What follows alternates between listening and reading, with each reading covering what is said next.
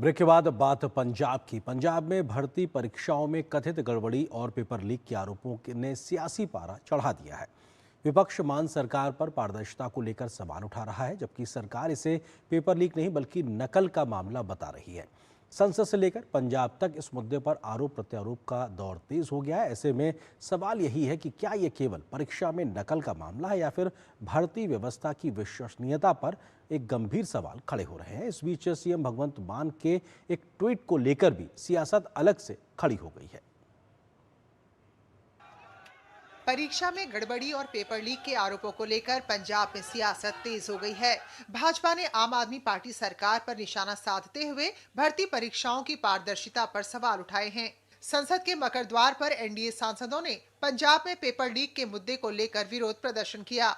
सांसदों ने पंजाब के शिक्षा मंत्री से इस्तीफे की मांग करते हुए धरना दिया।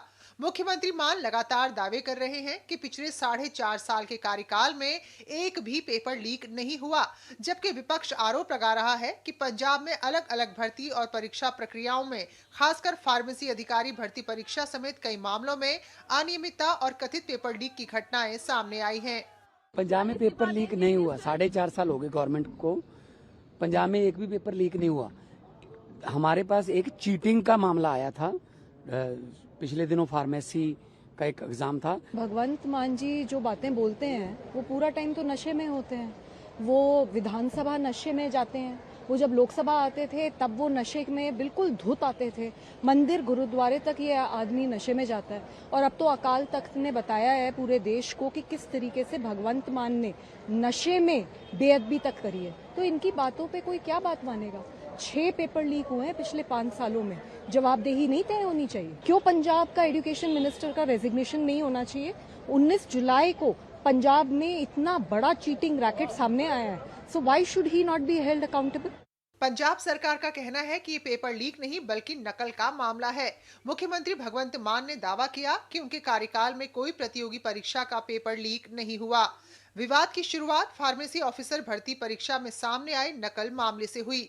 आरोप है कि कुछ उम्मीदवारों ने इलेक्ट्रॉनिक गैजेट्स की मदद से परीक्षा में अनुचित साधनों का प्रयोग किया। जांच एजेंसियां मामले की पड़ताल कर रही हैं। बीजेपी और अन्य दलों ने सरकार से जवाबदेही तय करने की मांग की है। कांग्रेस ने भी पंजाब के शिक्षा मंत्री का इस्तीफा मांगा है।